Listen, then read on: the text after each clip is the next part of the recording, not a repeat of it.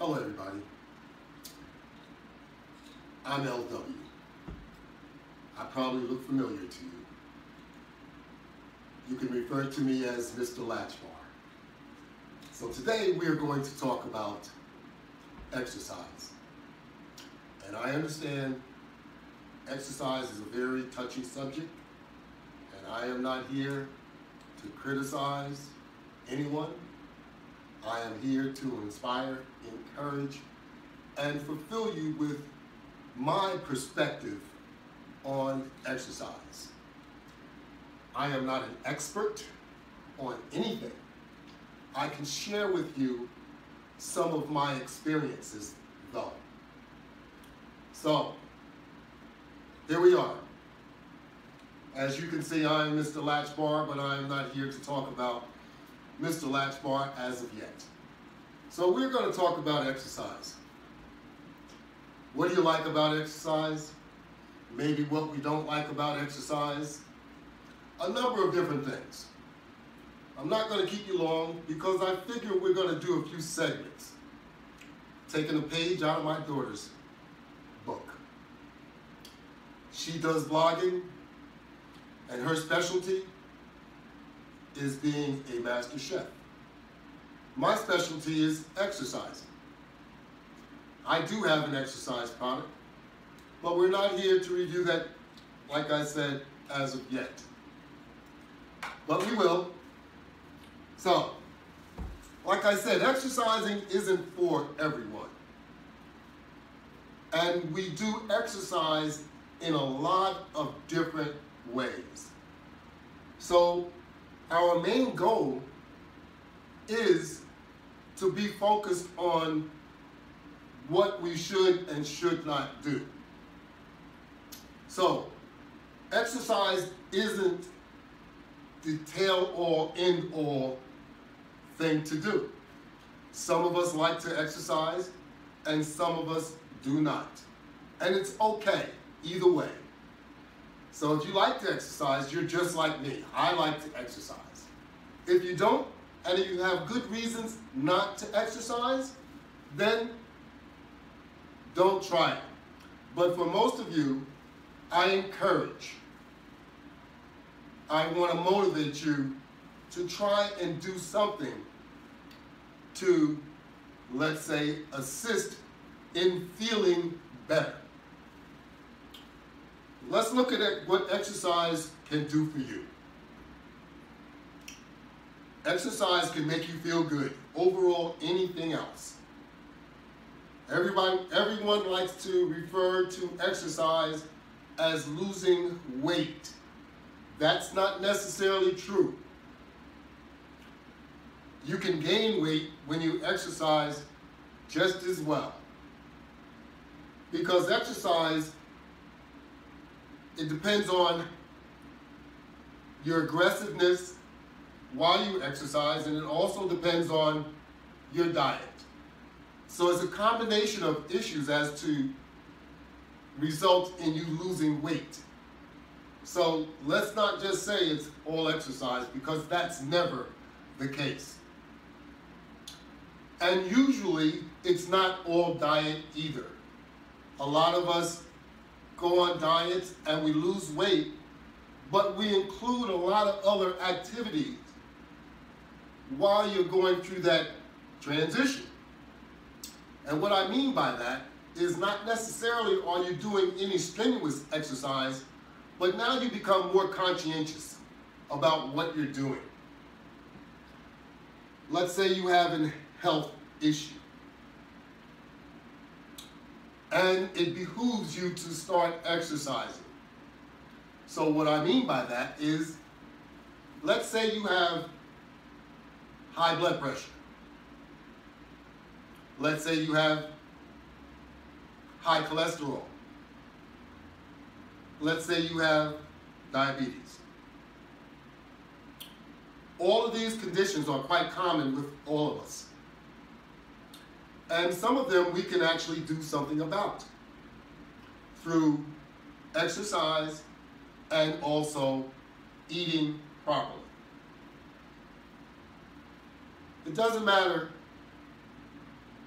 what you use to exercise, but it does matter what you eat, what you put into your body in order to not impact a difference.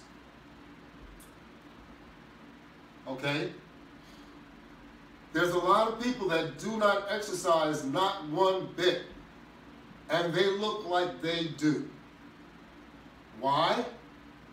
Because they don't do all the different things that all of us do, such as have a lot of bad habits of eating the wrong things. We all do it, but some of us don't. And I commend those that don't. I don't know how they're able to get away with not eating all this enticing foods that I see all the time. And especially during holidays, it becomes very, very difficult not to eat those different varieties of good-looking foods that are out there on that table. So I'm in the same boat that you're in, but we have to try and harness this stuff in. Because over the years, we accumulate more and more health issues. Those health issues will come, and sometimes you can do something about it, which means they will go. But often enough, we're stuck with them because we think we can't do anything about it. Well, you can. If you really want to, you can do something about almost anything. But you have to want to do it. If you have a habit, it's hard to break it, no matter what it is. And eating is a habit just like anything else. I understand we have to eat. But there are a number of things that we don't have to eat, and we can control that just by being conscientious about what we're putting into our mouth. And I know it's really difficult, but you have to look at what you're eating, what you're drinking, because all of it will have a bad result. So you look at just one cookie. The one cookie that you eat has 70 calories. 70. So if you eat two, that's already 140 calories. I'm not telling you not to eat cookies. I'm making you aware of the content. Just like drinking a soda. There's 160 plus calories in a bottle of soda. Or any sweetened beverage. That's about what's in there. Some of them have more, very few of them have less. So we need to get control of those different things. When we eat all of these snacks late at night, a handful, a cup of any one of those snacks, for the most part, once again, is 140 calories. So, whatever snack it is, peanuts, chips, popcorn, which is the best, it also has calories, depending on which one you're eating. So, make sure you take a look at the label. And if it's sweet, you know it has a lot of calories.